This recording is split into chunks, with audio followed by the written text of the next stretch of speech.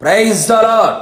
సర్వయుగములలో సజీవుడైన యేసుక్రీస్తు నామములో మీ అందరికీ పునరుత్థానపు బలము, ప్రభావము, శుభము యుగయుగములు కలుగునుగాక.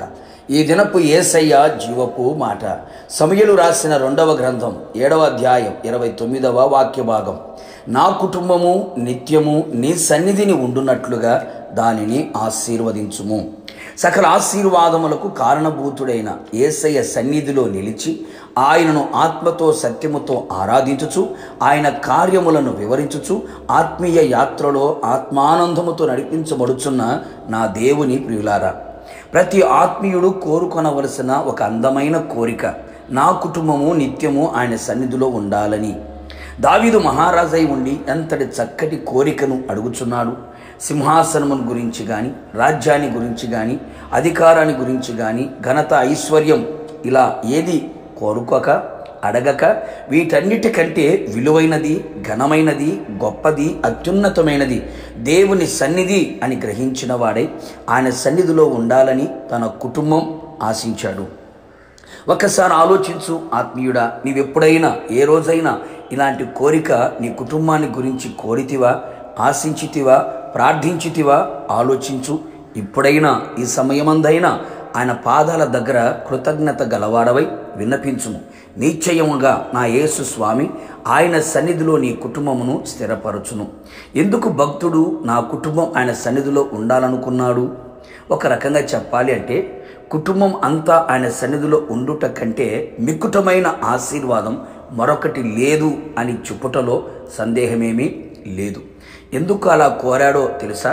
ఆయన సన్నిధిలో సంపూర్ణ సంతోషము కలదు గనుక తన కుటుంబం ఆయన సన్నిధిలో ఉన్న సంపూర్ణ సంతోషం అనుభవించాలని, తన కుటుంబం అంతయు ఆయన సన్నిధిలో నిలిచి ఉండే భాగ్యమును పొందుకొని భాగ్యవంతులుగా జీవించాలని, ఆయన సన్నిధిలో రక్షణను పొందుకొని శత్రువు చేతుల నుంచి విడిపించబడి జీవితకాలమంతయు నిర్భయులై పరిశుద్ధముగాను నీతిగాను ఆయన సన్నిధిలో సేవించుటకుగాను. ఎంత గొప్ప ఆలోచన ఉన్నది! తన కుటుంబం ఆయన సన్నిధిలో నిలిచి ఏది అడిగినా అది ఆయన వలన పొందుకొనెదరు అని గ్రహించెను.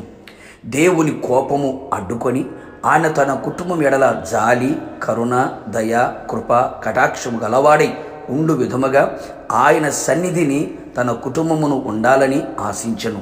ఎలాంటి సమస్యలు, శోధనలు, కష్టాలు, కన్నీళ్లు, ఇరుకులు, ఇబ్బందులు, పలు విధములైన ప్రతికూలతలు పర్వతము వలె నీ ఎదుట నిలిచి ఉన్నా ఆయన సన్నిధిలో మైనము వలె కరిగిపోవును గనుక తన కుటుంబం ఆయన సన్నిధిలో యథార్థవంతులై జీవించాలని కోరుకొనేను.